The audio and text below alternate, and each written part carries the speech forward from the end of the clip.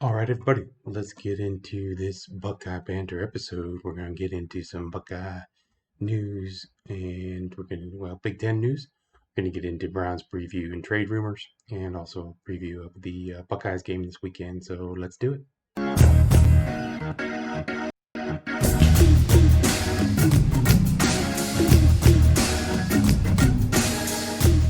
Welcome to Buckeye Banter, sports in the OH.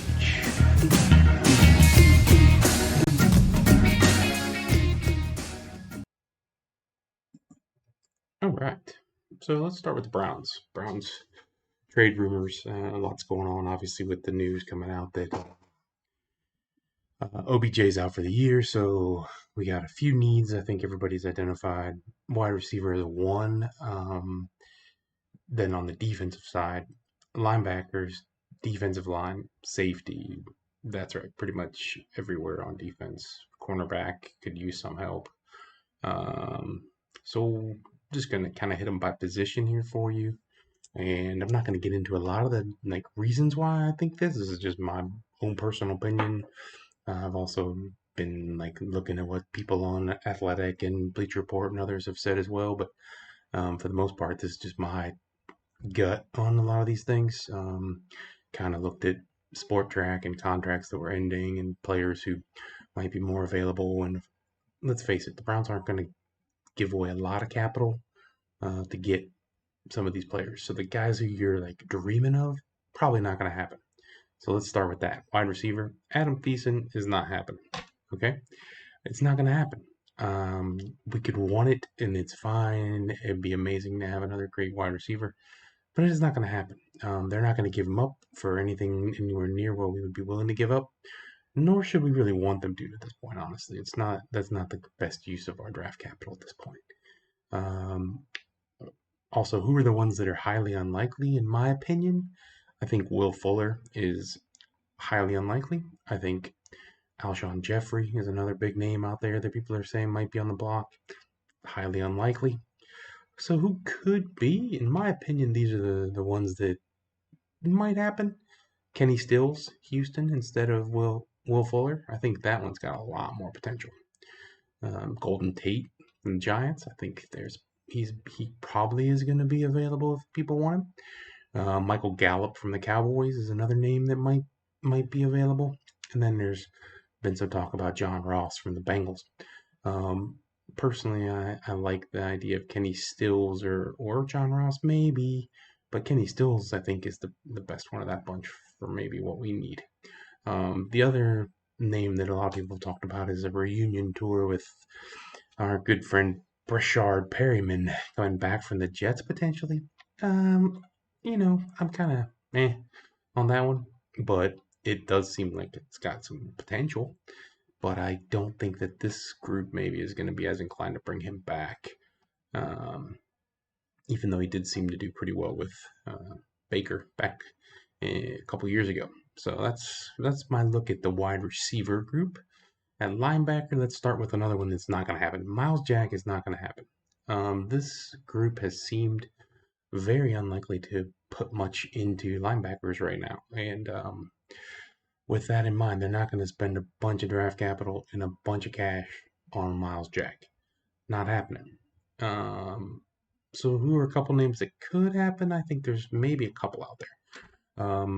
The Jets, Avery Williams is one that maybe could happen. Maybe the most likely is now with the Cowboys situation is again a linebacker by the name of Joe Thomas. Obviously, that name means a lot in Cleveland. Not the same guy at all, although Joe has lost a lot of weight and maybe could play linebacker at this point in his slash and his weight and height that he's currently at. He might be more of a linebacker than an offensive lineman. But I don't think that anyone has to worry about that happening right now. Joe Thomas, the future Hall of Fame left tackle, isn't coming back to play linebacker. But the Cowboys do have a linebacker by the name of Joe Thomas, and he might be someone who we could get. So that's a possibility. Let's move to the defensive line. Not going to happen. J.J. Watt, Ryan Kerrigan. Not going to happen. Just forget about those big names. Another one who now is on that list is Quinnen Williams. The Jets just said he's not going anywhere. I'm not saying that J.J. Watt or Ryan Kerrigan won't get traded, by the way. I'm saying they're not coming to the Browns. The Browns are not going to give up what either of those teams probably wants in order to get any of those names. So who could be? Again, we've got some Cowboys on this list. Antoine Woods, defensive tackle. Dontari Poe, defensive tackle. We've also got Ryan Anderson of the Washington football team, defensive end.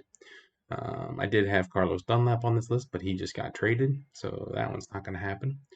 There's also a possibility of another Cowboy, Alden Smith, defensive end. And then there's a name we're familiar with in Cleveland, Jabal Sheard from the Giants. And I also had another Giant on the list, but he already got traded, and that was Marcus Golden. So those are just some possibilities on the defensive line, the most likely ones in there. I'll get into in the very end of this which ones I like the best. And then safety. Not going to happen. Again, Marcus May for the Jets is probably not going to happen. And probably right there with him is Justin Simmons for the Broncos. I know those are names that keep getting thrown out. I just don't see it happening. Again, mostly for the draft capital that would be required to get them. They've been going with Sendejo for this long for a reason. And I don't see that all of a sudden changing. I do hope that they're going to play more of Red Wine and Harrison, and I hope that they pick up somebody, but I don't think it's going to be someone that requires a ton of draft capital. So who could it be? There's a few options out there, I think, which will be easier to get a hold of. Marcus Williams from the Saints, Desmond King from the Chargers, Bradley McDougall from the Jets, and also Tavarius Moore from San Francisco. So those are kind of the guys I think are most likely to be there. By the way, another rumor that has been out there a little bit that, again, I don't see happening, especially after last week and the results at Cincinnati, is Dwayne Haskins. There was some talk that people thought maybe Dwayne Haskins could be a fit, that the Browns might bring him in if they weren't feeling the Baker love. But at this point, I think not that we're sold on Baker or that the organization is yet for sure, but I think that spending capital to bring in Haskins is probably not going to be the move there. So who do I like out of these? For personally, the ones that I like the most would be Kenny Stills, maybe Ryan Anderson from the Washington football team. He seemed to make sense. He's a young player. Last year of his contract, so get a look at him before maybe bringing him back if he turns out to be a good player. Just hasn't really quite developed yet. Another one who I think could be a good fit is Dontari Poe. Isn't getting many minutes in Dallas and probably is available for very little. Also, Marcus Williams at safety for the Saints. If I had to pick two, because I don't think we're not going to fill all these gaps, I would say my prime would be Marcus Williams and Ryan Anderson personally. So anyways, that's my quick wrap on trade rumors and what I'd like to see and think might happen. This week we get the Raiders at home. Vegas is somehow, yeah, that's right, the Las Vegas Raiders, somehow one of a few teams that are giving up more points and yards than the Browns. So obviously, I think we're going to see a high-scoring game, but I do think the Browns will win this one. I'd love to see the defense show up and do more than they've been doing lately, and maybe they will. But Las Vegas does have a good offense, so I don't expect it not to be a 30-point game on both sides. I think maybe the Browns win 38-30. That's going to be my prediction right now. So with that, let's jump over to the Buckeyes. Let's talk some Buckeye preview.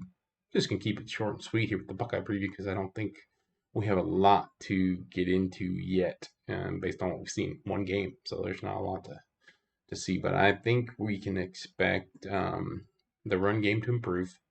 I want to see that. I want to see the defense look sharper. I think Ohio State will win comfortably. I'm going to say 34-17.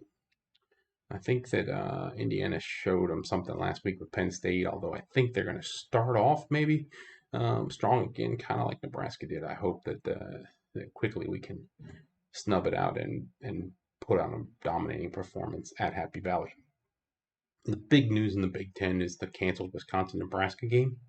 And of course, Paul Feinbaum, SEC apologist, Big Ten hater, extraordinaire. He wasted no time promoting his ridiculous theory. And this is a quote. This is actually a quote from Paul Feinbaum. He said, "The Big Ten got what they wanted. They did this," referring to the 21-day protocol, which, by the way, I agree is ridiculous. "They did this so that Ohio State could have a legitimate shot at winning a national championship. And now they're paying the piper." Literally, this man thinks that that the Big Ten came back to play football and implemented this 21-day protocol just to help Ohio State. It's absurd that he could be even allowed to say that on television. The guy is such a Big Ten hater and SEC promoter. It's silly. Anyways, enough of my Paul Feinbaum. So next week, I'm hoping to get a Tribe off-season primer out there for you. And then we're going to do some deep dives into some of the different players and possibilities, and especially Frankie. So look for that. Also, we'll be doing instant-ish reactions next week as well for both the Buckeyes and the Browns. So, all right. Hope you enjoy this episode. Don't forget to like, share, subscribe, do all the stuff. Follow us on all the social medias, and keep an eye out for upcoming episodes. Tell your friends, tell your enemies. Hey, who cares if they like Ohio sports? They should like this, especially Browns, Buckeyes.